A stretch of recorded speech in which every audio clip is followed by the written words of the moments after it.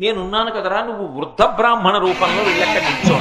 వెళ్ళి వృద్ధ బ్రాహ్మణ రూపంలో నిల్చున్నాడు బ్రహ్మణ్యేశ్వరుడు. వల్లీదేవి చెలికత్తెలతో ఉద్యానవనంలోకి వచ్చి వెంటనే విఘ్నేశ్వరుడు పెద్ద ఏనుగు రూపంలో వెళ్లి తొండమెత్తి పిచ్చెక్కిన ఏనుగు రూపంలో పెద్ద ఘీంకారం చేస్తూ పరుగులు తీశాడు. అయ్య బాబోయ్, పిచ్చెక్కిన ఏనుగు వచ్చేస్తోంది, ఎక్కడ చంపేస్తుందో అని వల్లీదేవి పరిగెత్తి వెళ్ళిపోతూ అటు ఇటు చెదిరిపోవడంలో చెలికెత్తెలందరూ రక్షించే వాళ్ళెవరని ఆలోచిస్తూ అక్కడ నిలబడిన వృద్ధ బ్రాహ్మణుడిని ఓ తాతగారిని నడవరాలు పట్టుకుంటూ గట్టిగా కౌగిలించింది. ఎప్పుడైతే వృద్ధ బ్రాహ్మణుడిని కౌగిలించుకుందో విఘ్నేశ్వరుడు తన అవతారాన్ని అంతఃానం మాయమైంది.